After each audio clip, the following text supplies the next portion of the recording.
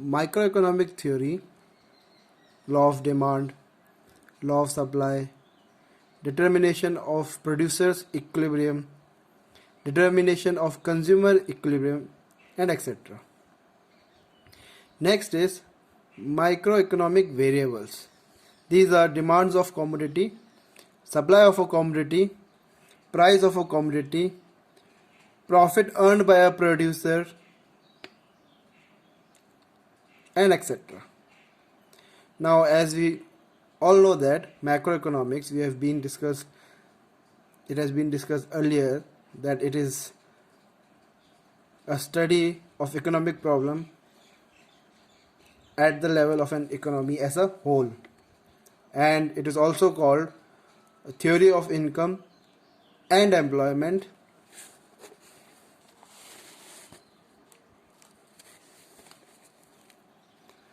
Now, example of macroeconomic theories are theory of general price level, theory of national income, theory of international trade, theory of economic growth, theory of employment, and etc.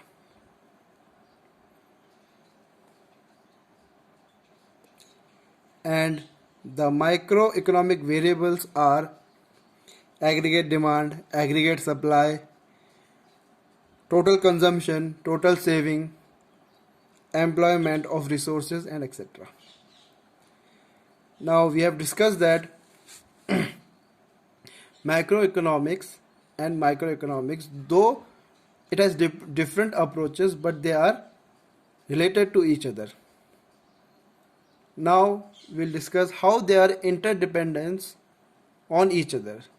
So, the next title is Interdependence of Microeconomics and Macroeconomics. Now, microeconomics depends on macroeconomics because both macroeconomics and microeconomics are interdependent. So, microeconomics is not always restricted to individuals, units, and also macroeconomics deals with the aggregate at smaller level. So, the interdependence between the two can be studied in the following ways. First is microeconomics depends on macroeconomics. Now, micro variables depend on behavior of macro variables. For example, decisions at micro level depends on decision taken at macro level. In other words, change in aggregate at macro level. So whatever changes takes place in the macro level, it does impact the economic unit at individual level. So we can say that at individual level, we try to understand the whole matter. For example, if we take the examples of microeconomics depending on macroeconomics, these are increase in overall tax rate would influence an individual's decision to buy a TV set as its price goes up.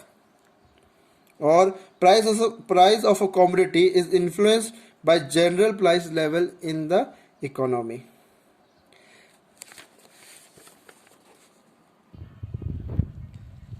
Macroeconomics depends on microeconomics. Now, macro variables depends on microeconomic variables. For example, like decisions at macro level depends on decision at micro level. In other words, change in variables at micro level does impact the economic units at macro level. For example, if we say that aggregate demand depends on the demand of individual household of the economy. National income of a country is the sum total of incomes of individual units of the economy.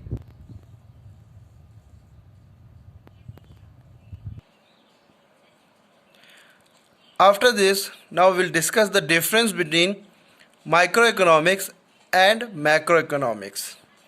So these can be differentiated on the basis of meaning, aggregation, center problems, instruments of study or tool, determinants, method of study, alternative name, and term. So on the basis of meaning, let us see the difference between micro and macroeconomics. So microeconomics, as we all know that, it is a study of individual economic units of an economy, whereas macroeconomics, it is a study of economy as a whole. Now, on the basis of aggregation,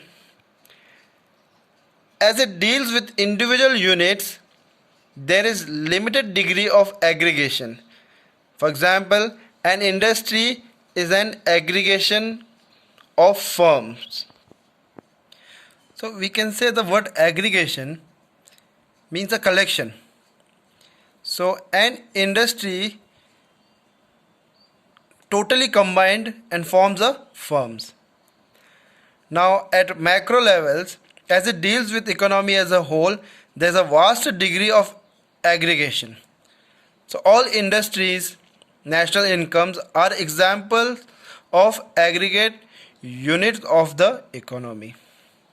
Now on the basis of central problems, microeconomics deals with the central problems of allocation of resources and related principle and policies.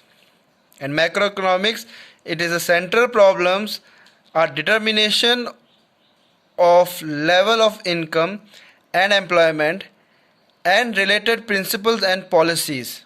And these policies are central problems of fuller utilization of resources and growth of resources. That how we can make the fuller utilization of these resources and how we can increase the growth of resources. Now on the basis of instruments of study, or we can say the tools or the equipments, that is in microeconomics, the main instruments to study microeconomic problems are demand and supply. So on the basis of demand and supply, it can be called the instrument or the equipment or the tool through which we can study microeconomic problems. And in macroeconomics, the main instruments to study macroeconomic problems are aggregate demand and aggregate supply. As we have already earlier discussed, that aggregate means the whole. So it is the whole of the demand and whole of the supply. But as in microeconomics, it only studies individual's demand and individual supply. Now determinants. So the word determinant means something that controls or affects what happens in a particular situation. So on that basis, in microeconomics, price is a determinant to solve problems at micro level. And in macroeconomics, income is the determinant to solve problems at macro levels. So as told earlier, that determinants is something that controls or affect what happens in a particular situation. So in microeconomics, the price is the determinant, and in macroeconomics, income is the determinant. Now on the basis of method of study, it uses partial equilibrium analysis. For example, it shows effect of one factor on the study, assuming other things or other factors being equal. And in macroeconomics, it uses general equilibrium analysis as interdependence among microeconomic variables like total income, total output, total consumption, total saving, etc. is studied.